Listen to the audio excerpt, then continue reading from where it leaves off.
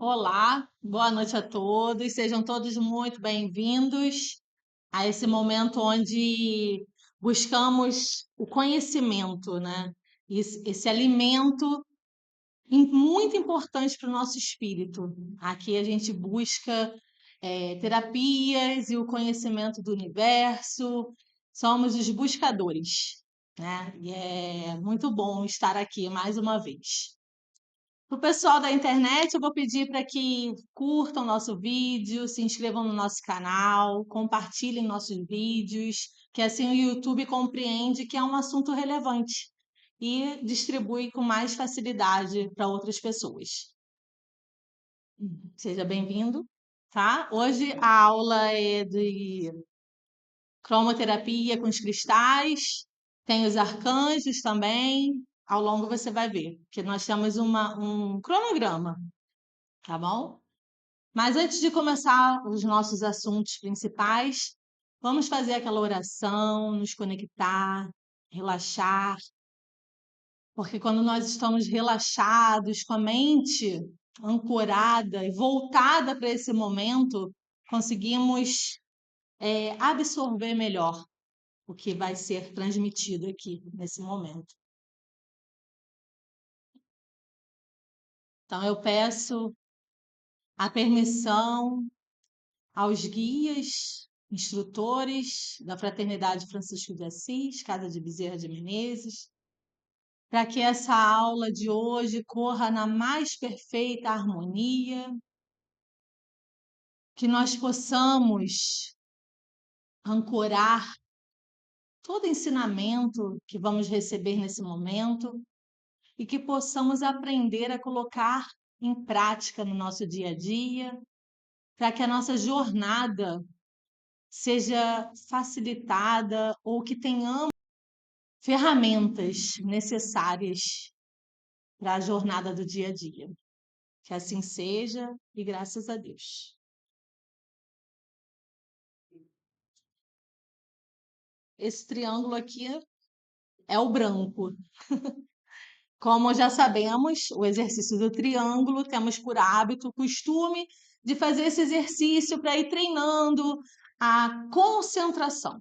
Tudo que fazemos concentrado, porque pedimos aqui justamente isso, né? Essa relaxada, justamente para a gente trazer a mente para cá. Porque aonde sua mente está, é aonde você vai estar. E quando a gente traz ela para cá, a gente vai estar aqui e vamos estar prestando mais atenção no que está sendo falado aqui. Então, esse é o exercício que nós propomos, né? Esse exercício de concentração. Focar no triângulo por alguns segundos, pode ser no papel ou pode ser mentalmente, tentar visualizar esse triângulo na nossa mente. E depois, com o tempo, a gente vai conseguir visualizar a cor, visualizar o formato, né? Isso é um treino. E estaremos treinando também o nosso chakra frontal. E estaremos ativando toda essa região do nosso chakra frontal, a nossa glândula hipófise, que abrange aqui esses sentidos: visão, paladar, olfato, audição, e vai estimular a nossa clarividência e a nossa clareaudiência também, tá bom? E temos também a cor do mês, que é a cor branca esse mês. A cor branca, sabemos que ela é a síntese de todas as cores, é a união de todas as cores. Ah, é a cor do mestre também, a cor branca, né? E o discernimento o atributo seria o discernimento entre o real e o irreal. O que que vem a ser isso, né? O discernir real do irreal. O que que vocês acham que real seria? Muitas pessoas acham que real seria a minha casa, meu carro, minha família, e quando justamente isso não é o real que precisamos buscar ao longo da nossa vida. O real são esses momentos em que buscamos o alimento do espírito, porque o espírito é real. A carne não é que não seja real, óbvio que estamos aqui e somos reais, mas no sentido de permanência, não é permanente. Isso é efêmero, é passageiro. Estamos aqui hoje, mas não estaremos. Daqui a uns anos não estaremos mais. Então, o nosso corpo físico é importante? Sim, é muito importante, mas nosso espírito é além de importante. É muito mais importante do que o nosso corpo. Precisamos sim cuidar da nossa saúde, da nossa família, dos nossos entes queridos, isso é óbvio. Buscar nossa carreira, trabalhar por amor, isso tudo é muito importante. Mas quando a gente busca esse autoconhecimento, esse aprimoramento espiritual, né? Porque aqui temos também o desenvolvimento da mediunidade, mas estamos muito mais aqui em busca do aprimoramento espiritual do que da mediunidade em si, né? É muito mais importante isso. E fico com.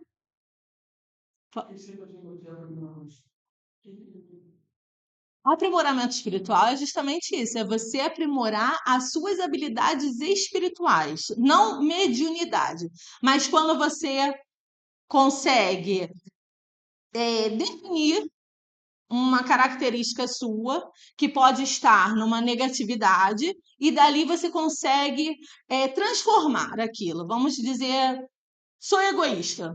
E quando eu consigo transformar isso, mesmo que seja a passinhos lentos, e a gente aos poucos a gente vai abrindo mão de uma coisa, abrindo mão de outra, e a gente deixa de ser aquela pessoa totalmente egoísta, ou egocêntrica, ou sei lá, alguma característica negativa que tenhamos. E quando a gente consegue transmutar isso, levamos isso para o nosso ser imortal, o nosso eu superior. Ele vem e capta isso. Tudo que a gente vive, tanto o negativo quanto o positivo, são experiências que estamos tendo na jornada. Mas o ser imortal, aquele eu imortal, ele só recolhe o que foi de positivo. Então, por isso que toda a existência, tudo que a gente faz de bom, esse senhor da vinha vem e recolhe. Então, isso foi um aprimoramento espiritual que você fez. Entendeu? Então, agora vamos falar sobre o nosso Bhagavad.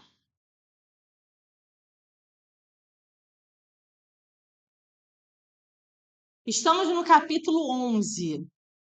Esse livro, ele é um diálogo entre Krishna e Arjuna, tá?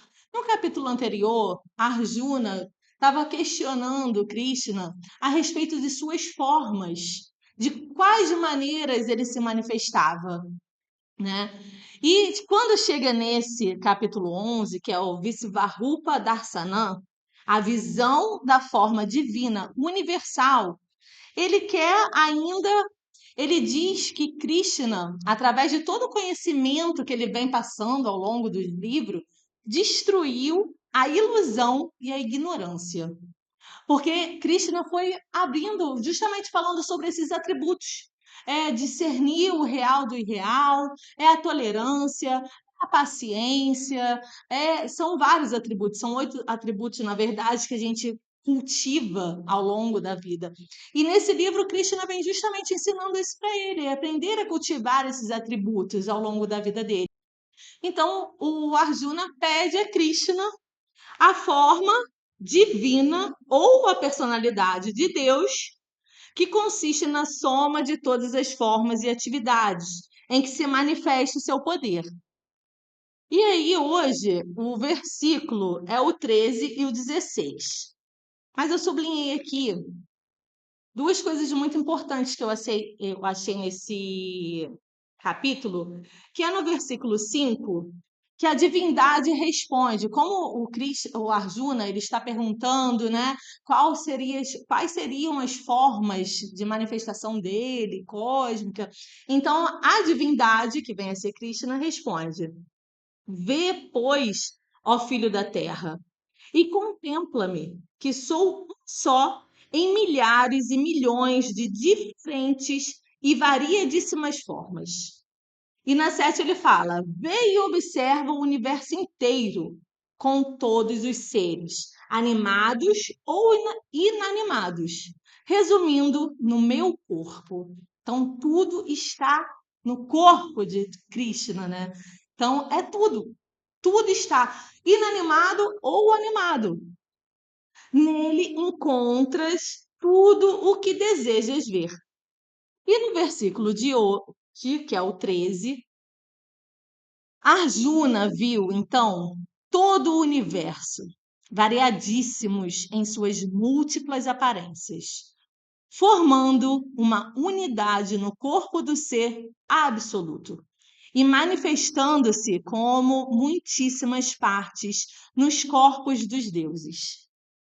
Arrebatado e pasmado, e com os cabelos arrepiados, mirou e admirou essa visão maravilhosa e, inclinando a cabeça com reverência e devoção, juntou as mãos e dirigiu-se ao Altíssimo, dizendo: No corpo teu, ó Deus, eu vejo todos os deuses, os degraus de seres todos.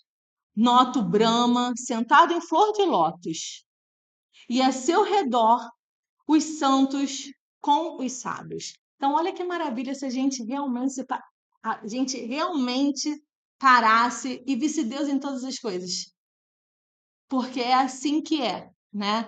Claro que aqui está num livro e são metáforas que estão sendo utilizadas, mas se a gente realmente parar e ver Deus em todas as coisas, que maravilha que a gente se conseguíssemos, né? A gente está muito longe ainda de parar e ver Deus em todas as coisas. Precisamos treinar muito, porque antes de tudo, eu acredito que precisamos ver Deus em nós mesmos.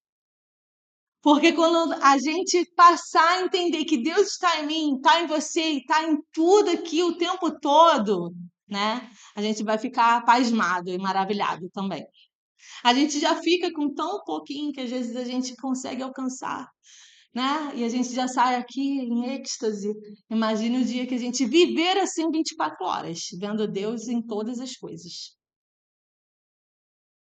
E a apostila?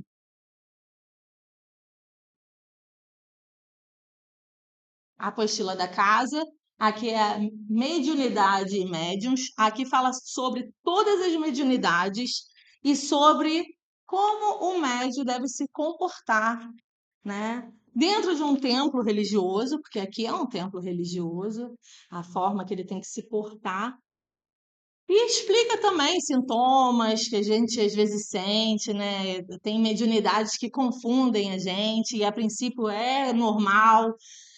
A gente ir tirando todas essas dificuldades que a gente mesmo vai botando pra gente.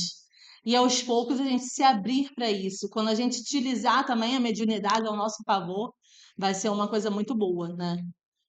Porque é esclarecedor esse conhecimento. E na apostila de hoje, o item é o 16, que está falando sobre apometria, e as perguntas são a 6 e a 7. 5 está perguntando se todos os médiuns podem participar da apometria. E sim, podem, desde que estejam em equilíbrio e com saúde em termos físico e espiritual. Tudo na vida, né? A gente precisa estar em equilíbrio e em saúde, que é para a gente trabalhar não só espiritualmente, mas até mesmo no nosso trabalho, do dia a dia. Quando a gente está com saúde e equilibrado, a gente como é que se diz? A gente lucra muito mais, a gente produz muito mais com aquilo. Não lucrar só financeiramente, mas lucrar mesmo, porque a gente vai ver melhores resultados com aquilo. E na 6 está escrito: os médiuns que não fazem projeção astral ou desdobramento de forma consciente podem participar desta reunião? Sim, podem. Como foi dito, é necessário que estejam em equilíbrio e com saúde, em termos físico e espiritual. Aí, por que que pode? Porque vai ter uma corrente mediúnica, não é um médium, não é só um médium dirigente. Cada um tem sua habilidade. Um pode ter a mediunidade de incorporação, o outro vai ter desdobramento, o outro só vai ter a clarividência, nem vai desdobrar, entendeu? Então, cada um está no seu degrau e todos são necessários. Um médico, ele não vai operar só com bisturi, né? Até depois da cirurgia, ele precisa da agulha para costurar, né? O bisturi vai cortar, mas é agulha para costurar, todos aqueles aparatos para esterilizar a sala. Então, é conjunto. Todo mundo trabalha em conjunto, dentro das suas habilidades, dentro das suas possibilidades. 7, como os médiuns que não se projetam conscientemente podem colaborar neste caso? Através da energia mental que irradiam, através da clarividência, registrando as informações necessárias dos casos que estão em tratamento. Como eu havia falado, às vezes a pessoa não desdobrou, mas ela alcançou na clarividência algum fato que também pode ser importante para o trabalho da apometria. Cada um, novamente falando, cada um com as suas habilidades e todos trabalhando em prol do mesmo objetivo. Todos estamos trabalhando em prol do mesmo objetivo quando sentamos naquela mesa, independente de ser apometria ou desobsessão, estamos trabalhando em função de ajudar o próximo, né? Então, cada um do seu jeito, às vezes super consciente lá dentro, mas pensamento também é tudo. Pensamento positivo, pensamento que está ali ajudando, uma prece, uma oração também está trabalhando em prol da humanidade e em prol de si mesmo também.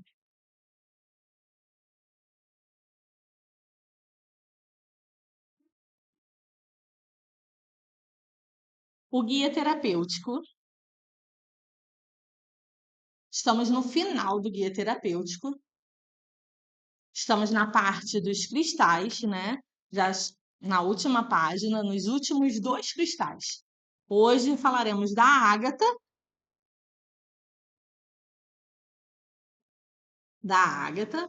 Essa daqui tá meio puxada para alaranjada, marronzada, mas tem várias outras cores. A azul, a verde, a rosa, elas são pintadas artificialmente, tá? Mas geralmente tem outras cores. Eu vou dar uma lida aqui. Apresenta-se nas cores avermelhada, marrom alaranjado, amarelo, ocre e cinza. A propósito, as ágatas azul e verde são coloridas artificialmente. Essa pedra, que é indicada para as pessoas inseguras, carentes e vulneráveis, não permite a passagem da luz e tem a capacidade de transmitir força e coragem à parte mental, da proteção. Então, como eu falei, ela tem essas cores. Trabalhamos com a cromoterapia aqui também na casa e sabemos que cada uma vai ter uma função. Como ela geralmente é vermelha, é alaranjada, são essas cores da própria natureza, sabemos que o vermelho e o alaranjado eles trazem a força, né? O poder, né? Vitalidade. Então, podemos utilizar quando estamos buscando essa coragem, essa força, esse ânimo. E a ágata, essas estrias assim dela, tá vendo? São várias estriazinhas. A árvore, quando corta a árvore, não tem aquele em volta que dizem que até através daqueles círculozinhos que tem no tronco, do tronco, dá para contar os anos que a árvore tem? Né? É muito interessante. E ela se forma assim. É linda demais, muito linda mesmo. E é isso. A ágata, ela não tem contraindicação para botar no elixir, podemos usar como elixir, podemos usar no nosso travesseiro. Preferência não usar no travesseiro, mas em meditação. Por quê? No travesseiro estaremos indo dormir. Então, como sabemos, o vermelho, o alaranjado, não são cores para botar para a hora de dormir, né? É mais para sair para a vida, para trabalhar, para ter coragem, para ter aquela entusiasmo quando a gente começa algum projeto. Então, é melhor que seja usado mais nesses horários. E meditando sempre com pensamento. Quando a gente compra a pedra e quando a gente quer usar essa pedra programada, a gente primeiro compra, limpa tudo direitinho e depois programa a pedra para que ela seja utilizada para algum objetivo, né?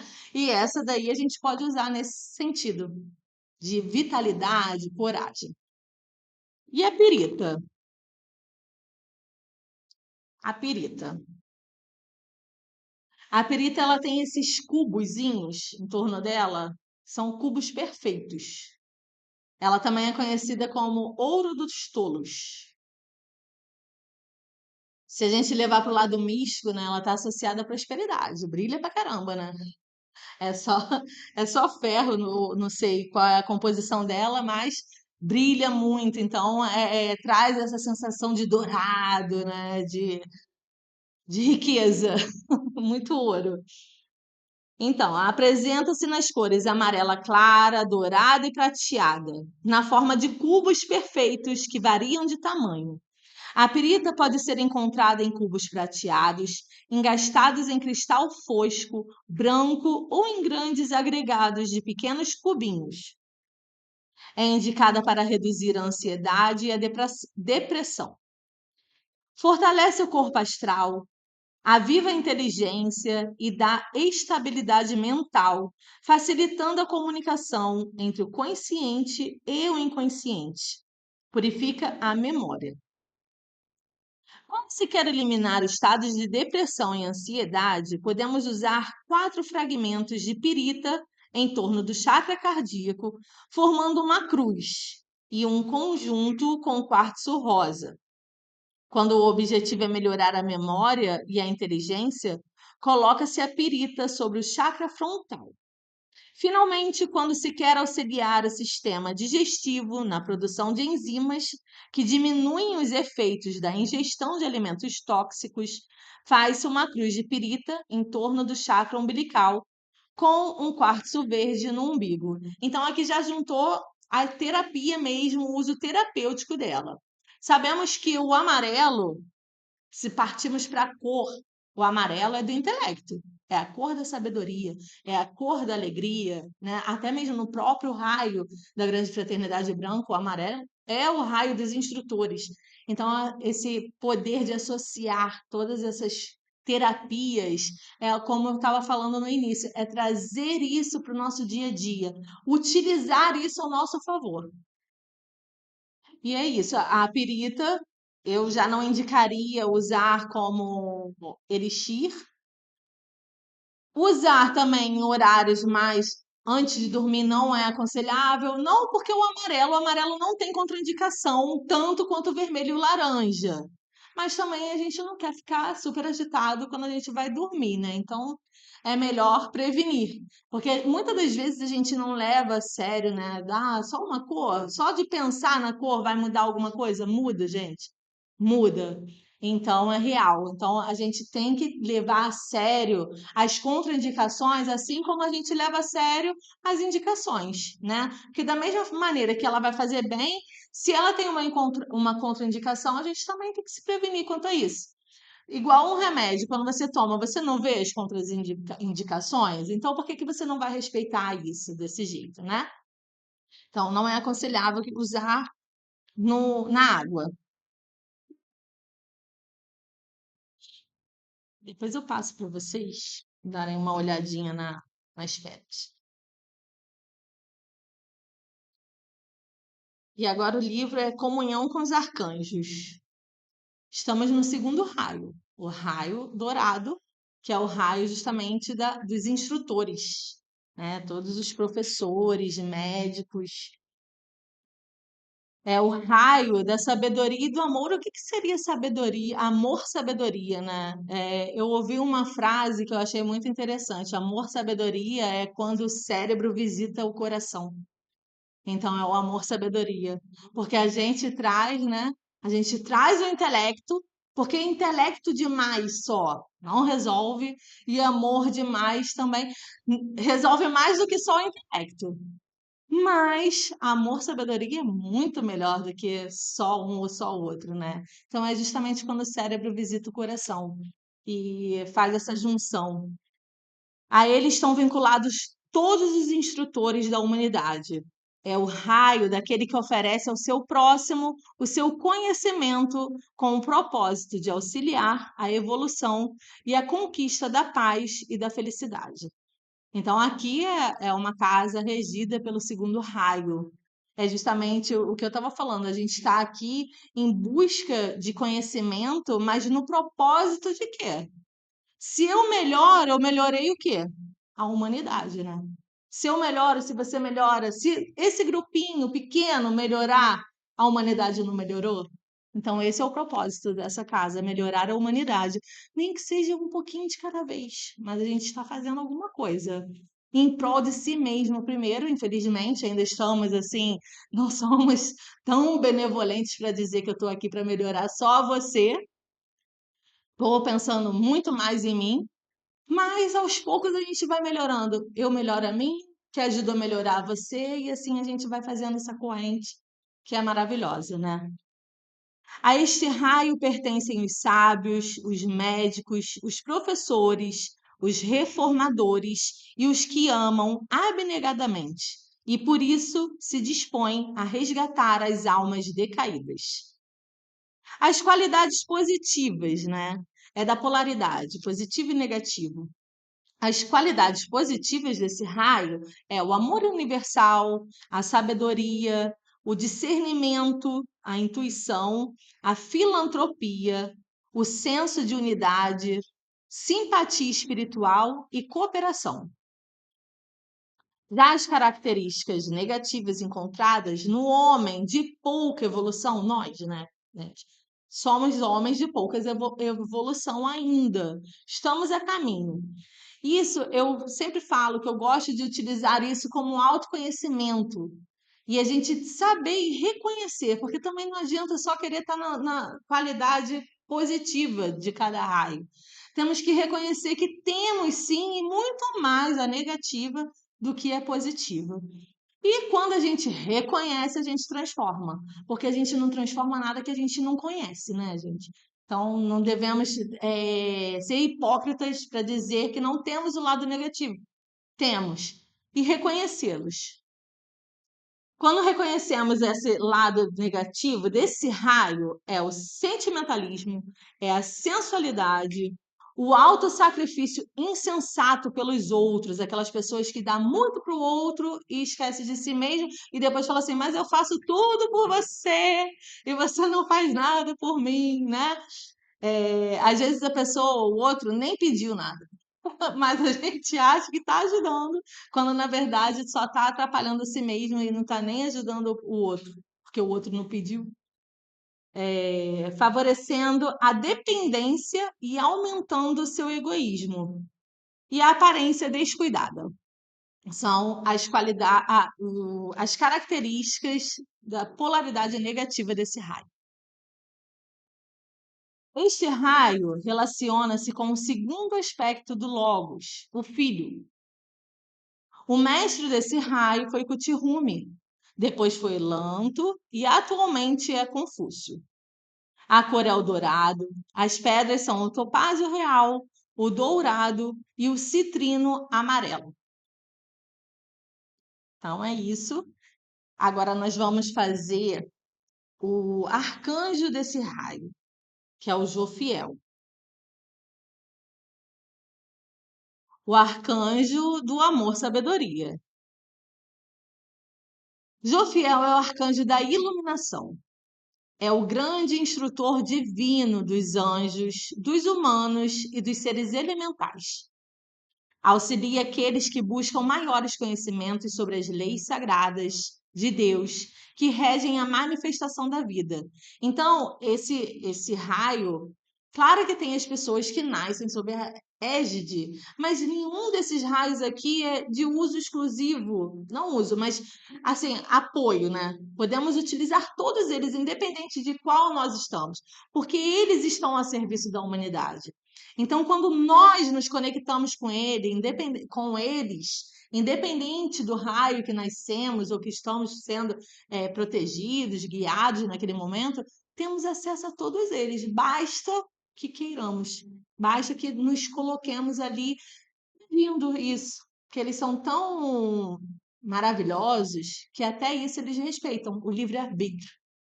Então, ao contrário de nós que vamos ajudar sem alguém ter pedido, eles não, eles ajudam desde que nós peçamos o auxílio deles, né?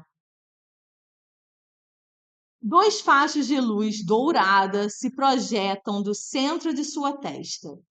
Do alto de sua cabeça, uma cascata de luz, também dourada, se derrama em leque, formando ao redor da fronte uma coroa de luz. Isso foi como a Narci visualizou. Então, peço para que vocês entrem em comunhão realmente, tentem focalizar bem essa imagem, porque no final vamos ter uma conexão, né? Uma meditaçãozinha, e é bom quando a gente tem essa visão que está ali também, quando a gente usa o nosso lado do intelecto próprio, o concreto, porque a gente traz isso e facilita a nossa concentração para que a gente alcance a visualização com mais facilidade. Do alto de sua cabeça, uma cascata de luz também dourada se derrama em leque, formando ao redor da fronte uma coroa de luz. Do centro de seu peito, um sol irradiante de luz branca com núcleo dourado. A aura projeta-se em cascata de ouro de diversos tons. Seu rosto, de feições delicadas, é todo sabedoria e amor. Seus olhos irradiam compreensão e bondade. Todos aqueles que são sinceros buscadores do conhecimento são alvo de seu interesse e por ele são registrados e assistidos. Ele derrama a luz de seus ensinamentos que chegam à mente dos instrutores das verdades espirituais em forma de intuição. Ele os instrui também nas horas em que seus veículos físicos dormem e seus espíritos são projetados para os planos espirituais. Isso daqui está dizendo que ele, quando dormimos, podemos sair para estudar em outros lugares. Olha que coisa boa, né? Às vezes a gente aqui, no nosso corpo físico, a gente está cansado, a gente não tá com sono, porque o corpo físico dorme ainda, mas quando o nosso corpo vai dormir, a gente pode sair para estudar. Que coisa boa. Que maravilha.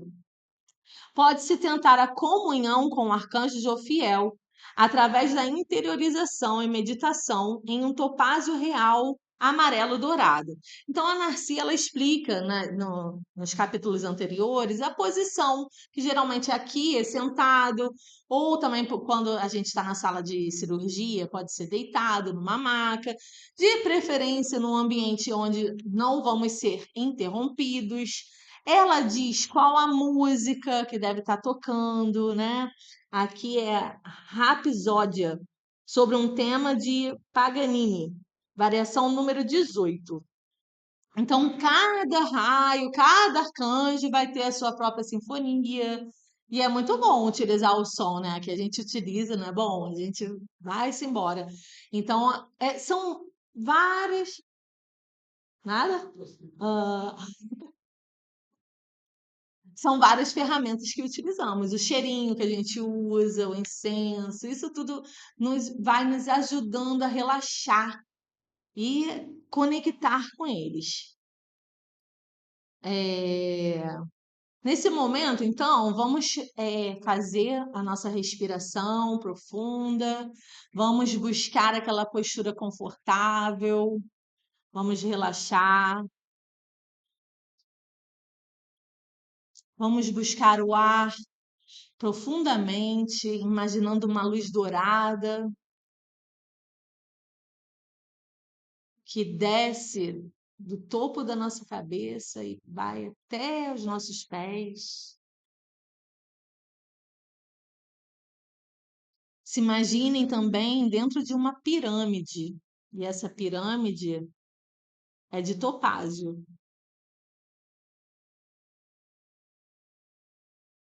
Penetre no mundo de beleza e harmonia dessa pedra, envolvendo com seu amor todos os irmãos que partilham o campo de evolução que é a Terra.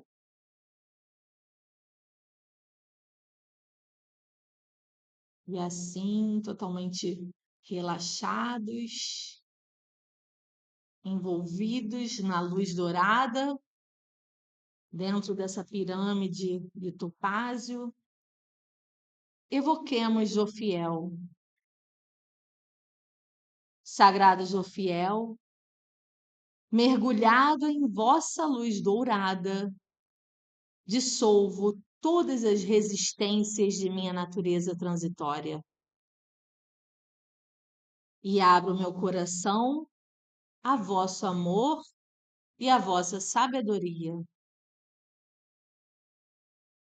Que nesse momento eu possa ser um pequeno canal destas energias sublimes para o nosso orbe, para todos os irmãos em Cristo. Vamos imaginar também nosso planeta Terra envolto nessa luz dourada